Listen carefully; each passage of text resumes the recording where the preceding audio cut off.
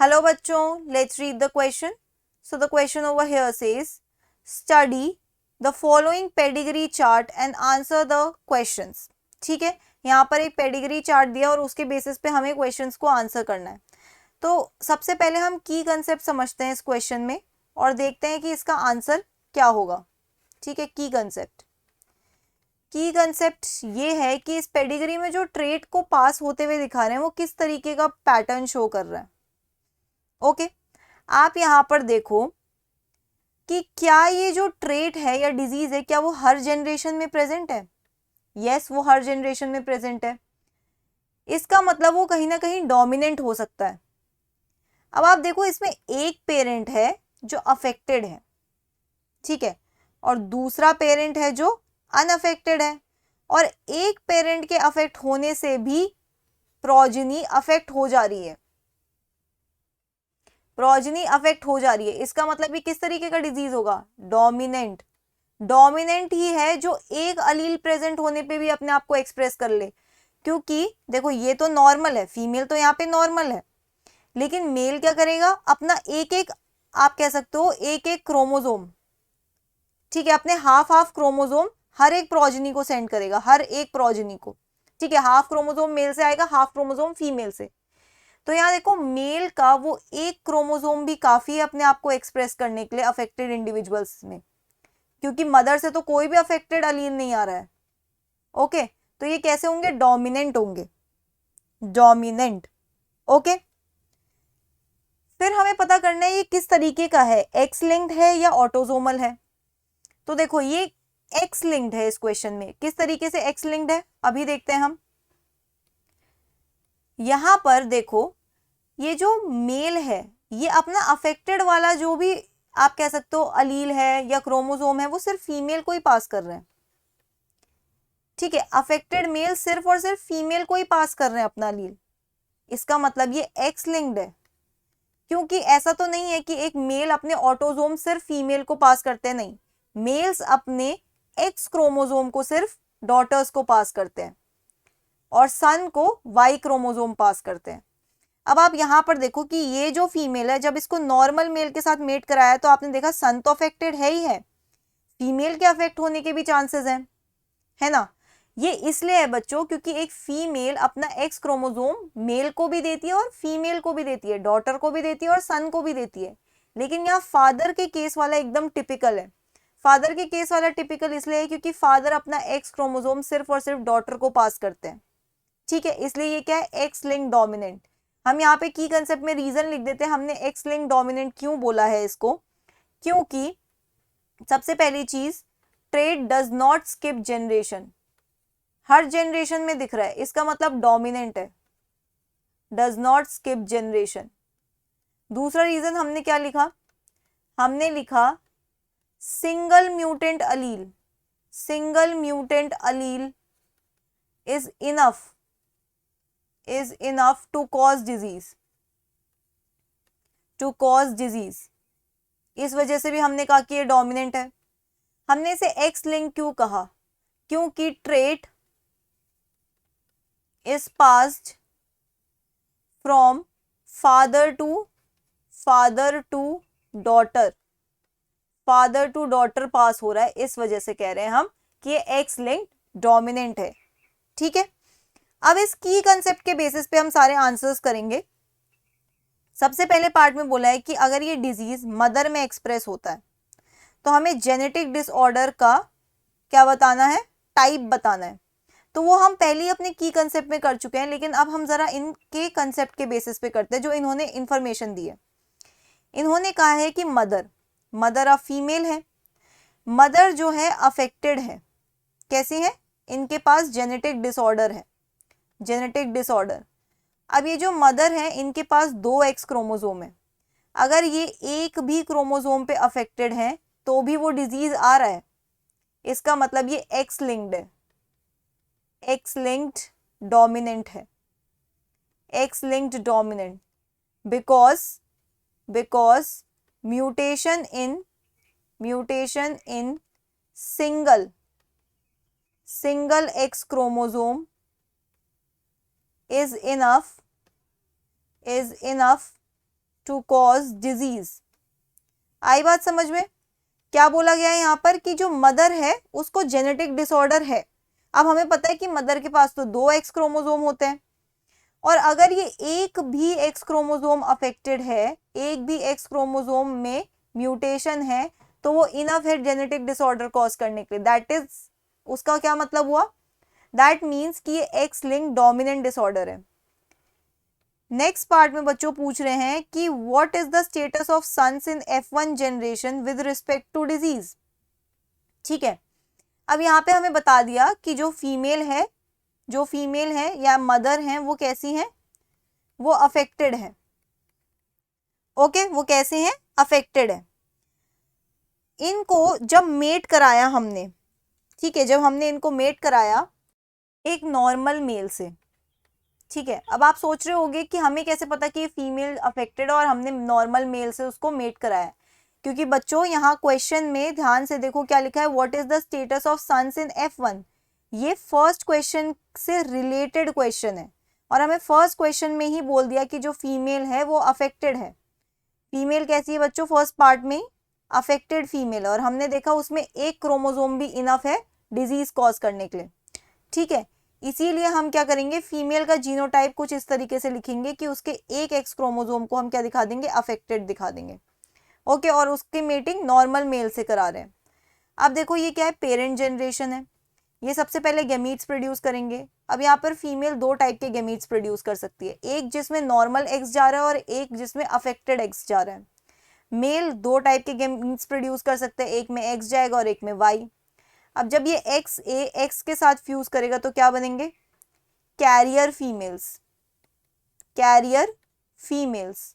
Okay, जब ये X A, sorry they will not be carrier females, क्योंकि ये डोमिनेंट है। ये कैसा ट्रेट है, डोमिनेंट है, तो एक भी प्रेजेंट होगा वो अपने आप को एक्सप्रेस करेगा। तो यहाँ पे क्या बनेगा, affected female, affected female. Now ये एक्स ए वाई के साथ करेगा तो affected male, affected mail.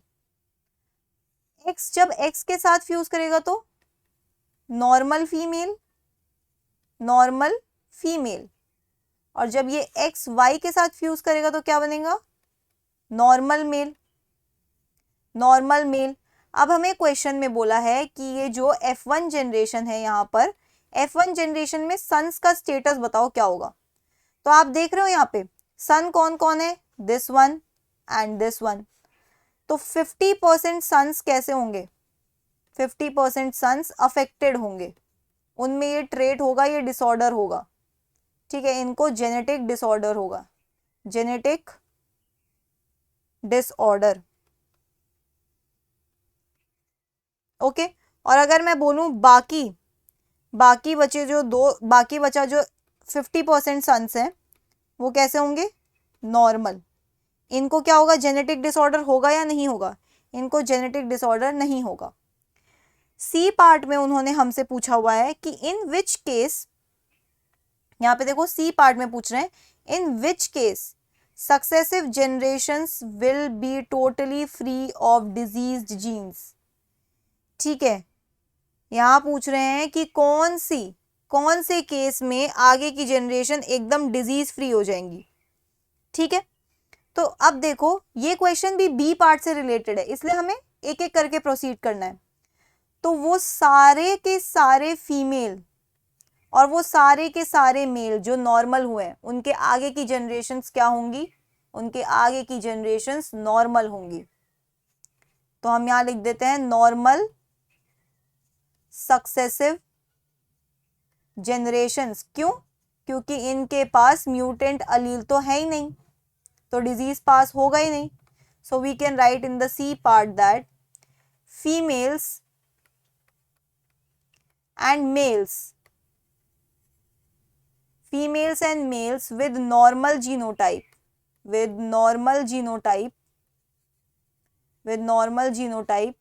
in F1 generation, will have normal successive generations। ठीक है, आगे की इनकी सारी जनरेशंस कैसे होंगी, नॉर्मल होंगी अनटिल एंड अनलेस इनकी मेटिंग बाहर से किसी अफेक्टेड इंडिविजुअल से हो।